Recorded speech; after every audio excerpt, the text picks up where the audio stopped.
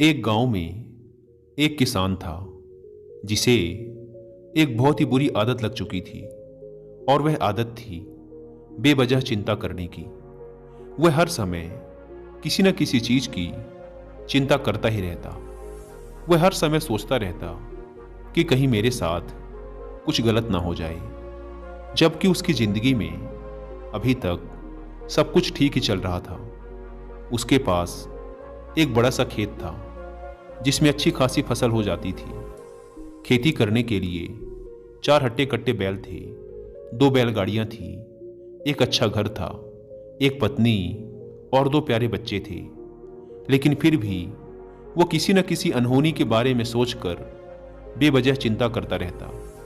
कभी सोचता कि अगर मेरी फसल में कीड़े लग गए तो क्या होगा, अगर आवारा पशुओं ने फसल को बर्बाद कर दिया तो क्या होगा, अगर सूखा पड़ गया या अत्यधिक बारिश हो गई तो मेरी फसल खराब हो जाएगी। ऐसे ही वो भविष्य की अन्य बातों के बारे में सोचकर बेवजह चिंता में डूबा रहता। जैसे कि कहीं खेती के समय मेरे बैल बीमार न पड़ जाएं, मेरे बच्चों का भविष्य कैसा होगा, कहीं बुढ़ापे में मुझे कोई बड़ी बीमारी ना हो जाए, मेरे बच्चे बुढ़ापे में मेरा ख्याल रखेंगे भी या नहीं, वगैरह वगैरह। अपनी इस लगातार बेमतलब चिंता करने की आदत की वजह से वह अशांत और परेशान सा रहने लगा था। उसका स्वभाव कुछ चिड़चिड़ा सा हो गया था और अब उसका किसी भी काम में मन भी नहीं लगता था। उसकी पत्नी ने भी इस बात को अनुभव किया कि उसे बिना मतलब चिंता करने की आदत पड़ चुकी है। उसने उसे कई बार समझाने की कोशिश भी की कि तुम बेवजह चिंता करना छोड़ दो, लेकिन उसके समझाने का कोई मतलब नहीं निकला। तो फिर एक दिन वह उसे लेकर एक बौद्ध भिक्षु के आश्रम में पहुंची। बौद्ध भिक्षु बहुत ही बुद्धिमान और ध्यानी व्यक्ति थे। वो लोगों की समस्याओं का समाधान करने के लिए प्रसिद्ध थे। किसान और उसकी पत्नी ने अपनी सारी समस्या बौद्ध भिक्षु के समक्ष रख दी। किसान ने कहा, महात्मन, मैं हर समय किसी न किसी बात की चिंता करता रहता हूँ। मैं ज़्यादातर उन बुरी चीज़ों के बारे में सोचकर चिंतित होता रहता हूँ जो अभी तक मेरे साथ हुई भी नहीं।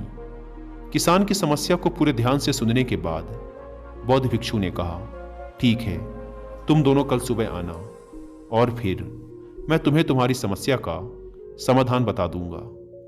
अगली सुबह जब किसान और उसकी पत्नी बौद्ध भिक्षु के आश्रम में पहुंचते हैं तो देखते हैं कि बौद्ध भिक्षु बहुत ही चिंतित अवस्था में जमीन पर पलथी मारकर बैठे हुए हैं और उनके सामने एक दूध से भरा ग्लास रखा हुआ है। बौद्ध भिक्षु बार बार उस दूध की ग्लास की तरफ देखते और फिर कभी अपना हाथ अपने सर पे रखते तो कभी जमीन पे मारते।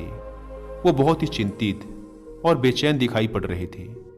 भिक्षु को इस तरह परेशान देख किसान ने उनसे पूछा, महात्मन, क्या बात है, आप इतने परेशान क्यों हैं? बौद्ध भिक्षु ने बहुत ही बेचैनी भरे शब्दों में कहा, मैं इस ग्लास के दूध को लेकर बहुत ही चिंतित हूं। मुझे चिंता हो रही है कि कहीं बिल्ली इस दूध को गिरा न दे, कहीं यह दूध खराब ना हो जाए, या फिर आश्रम का कोई शिष्य इसे पी न जाए। मैं इसी बात को लेकर सुबह से बहुत परेशान हूं। बौद्ध भिक्षु के मुंह से ऐसी बातें सुनकर किसान और उसकी पत्नी जोर जोर से हंसने लगे। किसान ने हंसते हुए कहा, महात्मन, इसमें इतनी चिंता करने वाली कौन सी बात है? ये दूध ही तो है। अगर इसे बिल्ली ने गिरा दिया या ये खराब हो गया या फिर किसी ने इसे पी लिया तो क्या हो गया? ये आपको दोबारा मिल जाएगा। और वैसे भी आपका चिंता करना व्यर्थ ही है, क्योंकि ना तो अभी इसे बिल्ली ने गिराया है, ना ही ये खराब हुआ है, और ना ही अभी इसे किसी ने पिया है, और हो सकता है कि भविष्य में ऐसा हो भी ना।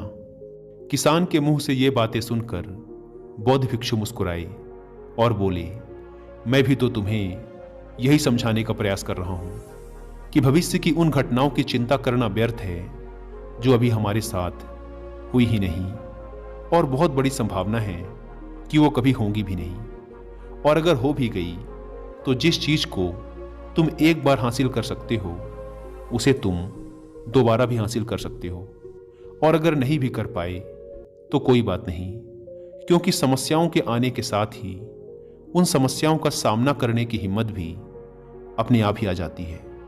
बौद्ध भिक्षु की ये बातें सुनने के बाद किसान को लगा जैसे किसी ने उसके गाल पर एक थप्पड़ मारकर उसे नींद से जगा दिया हो। उसे महसूस हुआ कि वो भी तो यही गलती कर रहा है, वो भी तो भविष्य की उन घटनाओं के बारे में सोचकर चिंतित हो रहा है जो अभी तक घटी ही नहीं और शायद कभी घटेंगी भी नहीं।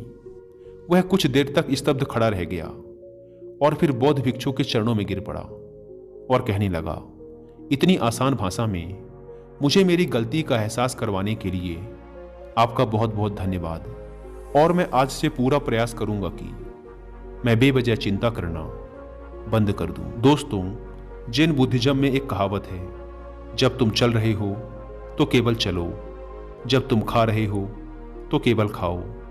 इस लोकप्रिय जैन कहावत ने कुछ महीने पहले मुझे पहली नज़र में ही इसके अर्थ के बारे में हैरान कर दिया था, और सच कहूँ तो मुझे ऐसा लगता है कि इस जैन कहावत के अर्थ में ही वो राज छुपा है, जिसे अगर किसी ने अच्छे से समझ लिया और अपने जीवन में उतार लिया तो वो चिंता के बंधन से हमेशा हमेशा के लिए मुक्त हो जाएगा। इस जैन कहावत के अर्थ के बारे में हम आगे बात करेंगे, लेकिन उससे पहले देखते हैं कि हमारे दिमाग में किस तरह के विचार ज़्यादा चल रहे होते हैं।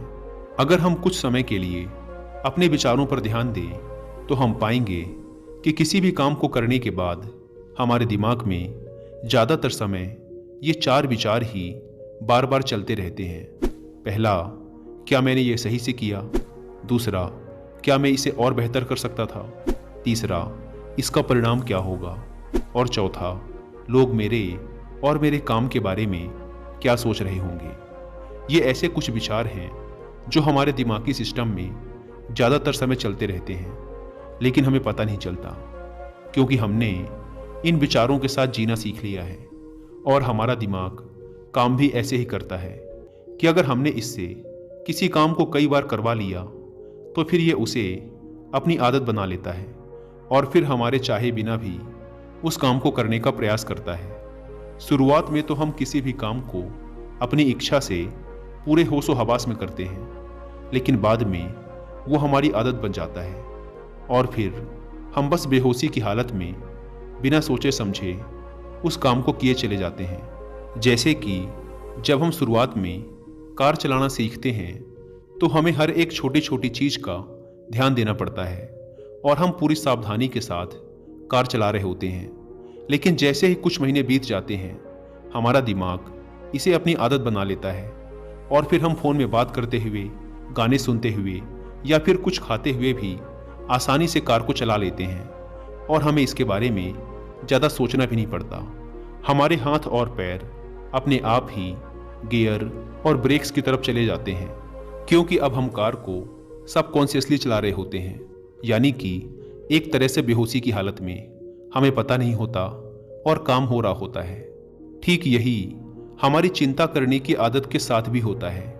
जब एक बच्चा छोटा होता है तब उसे पता नहीं होता कि चिंता क्या है, लेकिन जैसे ही वो थोड़ा बड़ा होता है माँ बाप कहना शुरू कर देते हैं, बेटे आपको होमवर्क करना है, आपको उसकी चिंता नहीं हो रही, आपके एग्ज़ाम आने वाले हैं, आपको उसकी चिंता करनी चाहिए। और ऐसे ही ना जानी कितनी सारी चीज़ों के लिए बच्चों के आसपास के लोग उसे चिंता करने के लिए कहते हैं और वो छोटा बच्चा इस बात को मान लेता है कि अच्छा, किसी भी काम को करने के लिए हमें उसकी चिंता करनी पड़ती है, और फिर वो भी किसी काम या घटना के बारे में बार बार सोचने लगता है। शुरुआत में तो वो ये काम जानबूझकर करता है, लेकिन धीरे धीरे उसका मन इसे अपनी आदत बना लेता है और फिर ना चाहते हुए भी उसका मन एक ही विचार के बारे में बार बार सोचता रहता है और फिर वो अपनी पूरी जिंदगी चिंता के इस जाल में फंस कर रह जाता है।